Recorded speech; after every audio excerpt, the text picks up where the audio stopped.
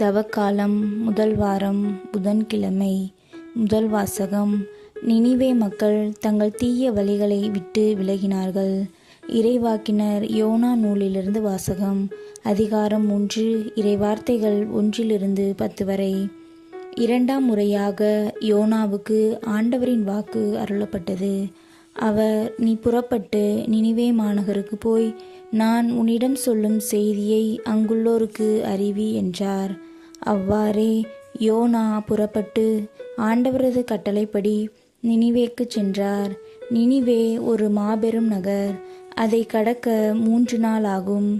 YONO நகருக்குள் சென்று ஒரு நாள் முழுதும் நடந்த பின் உரத்த குரலில், இன்னும் 40 நாளில் நினிவே அழிக்கப்படும் என்று அறிவித்தார்.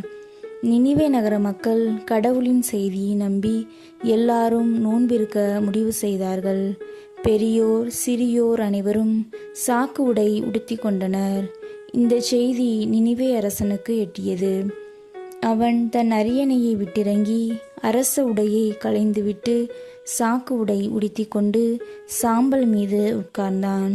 மேலும் அவன் ஓர் ஆணை பிறப்பித்து அதை நினிவே முழுதும் பறைசாற்றச் செய்தான். இதனால் அரசரும் அரச அவையினரும் மக்கள் அனைவருக்கும் அறிவிப்பதாவது: எந்த மனிதரும் உணவை சுவைத்து கூட பார்க்கக்கூடாது. ஆடு மாடு முதலிய விலங்குகளும் தீனி தின்னவோ தண்ணீர் குடிக்கவோ கூடாது. மனிதரும் விலங்குகளும் சாக்கு உடை உடுத்தி கொண்டிருக்க வேண்டும். ஒவ்வொருவரும் கடவுளை நோக்கி மன்றாட வேண்டும். தம் தீய வழிகளையும் தாம் செய்து வரும் கொடுஞ்செயல்களையும் விட்டொழிக்க வேண்டும். இவ்வாறு செய்தால் கடவுள் ஒருவேளை தம் மனதை மாற்றிக்கொள்வார். அவரது கடுஞ்சினமும் தனியும். நமக்கு அழிவு வராது. கடவுள் அவர்கள் செய்தது அனைத்தையும் பார்த்தார். அவர்கள் தீய வழிகளினின்றி விலகியதை அவர் கண்டு தம் மனத்தை மாற்றிக்கொண்டார். தாம் அவர்கள் மீது அனுப்புவதாக சொல்லியிருந்த தண்டனையை அனுப்பவில்லை. ஆண்டவரின் அருள்வாக்கு. இறைவா, உமக்கு நன்றி. பதிலுரை பாடல். திருப்பாடல் 51. பல்லவி. நொறுங்கிய உள்ளத்தை இறைவா நீர் அவமதிப்பதில்லை. கடவுளே, உமது பேரன்புக்கேற்ப எனக்கு இரங்கும். உமது அளவற்ற இரக்கத்திற்கேற்ப என் குற்றங்களை துடைத்தருளும். என் தீவினை முற்றிலும் நீங்கும்படி என்னை கழுவியருளும். என் பாவம் அற்றுப்போகும்படி என்னை தூய்மைப்படுத்தியருளும். பல்லவி. நொறுங்கிய உள்ளத்தை இறைவா நீர் அவமதிப்பதில்லை. கடவுளே, தூயதோர் உள்ளத்தை என்னுள்ளே படைத்தருளும். உறுதி தரும் ஆவியை, புதுப்பிக்கும் ஆவியை என்னுள்ளே உருவாக்கியருளும். உமது முன்னிலையிலிருந்து என்னை தள்ளிவிடாதேயும். உமது தூய ஆவியை என்னிடமிருந்து எடுத்துவிடாதேயும். பல்லவி. நொறுங்கிய உள்ளத்தை இறைவா நீர் அவமதிப்பதில்லை. ஏனெனில் பலியினால் உம்மை மகிழ்விக்க முடியாது. நான் எரிபலி செலுத்தினாலும் நீர் அதில் நாட்டம் கொள்வதில்லை. கடவுளுக்கேற்ற வழி நொறுங்கிய நெஞ்சமே. கடவுளே, நொறுங்கிய குற்றமுணர்ந்த உள்ளத்தை நீர் அவமதிப்பதில்லை.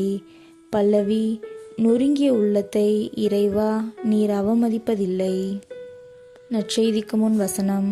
இப்பொழுதாவது உங்கள் முழு இதயத்தோடு என்னிடம் திரும்பி வாருங்கள்.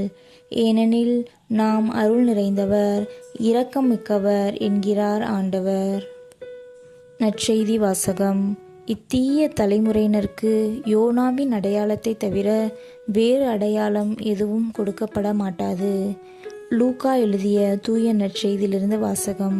அதிகாரம் 11, இறைவார்த்தைகள் 29-32 வரை. அக்காலத்தில் மக்கள் வந்து கூட கூட இயேசு கூறியது: இந்த தீய தலைமுறையினர் அடையாளம் கேட்கின்றனர். இவர்களுக்கு யோனாவின் அடையாளத்தை தவிர வேறு அடையாளம் எதுவும் கொடுக்கப்பட மாட்டாது. யோனா நினிவே மக்களுக்கு அடையாளமாய் இருந்ததை போன்று மானிட மகனும் இந்த தலைமுறையினருக்கு அடையாளமாய் இருப்பார். தீர்ப்பு நாளில் தென்னாட்டு அரசி இத்தலைமுறையினரோடு எழுந்து இவர்களை கண்டனம் செய்வார். ஏனெனில் அவர் சாலமோனின் ஞானத்தை கேட்க உலகின் கடைக்கோடியிலிருந்து வந்தவர். ஆனால் இங்கிருப்பவர் சாலமோனிலும் பெரியவர் அல்லவா?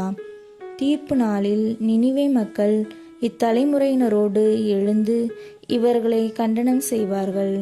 ஏனெனில் யோனா அறிவித்த செய்தியை கேட்டு அவர்கள் மனம் மாறியவர்கள். ஆனால் இங்கிருப்பவர் யோனாவை விட பெரியவர் அல்லவா?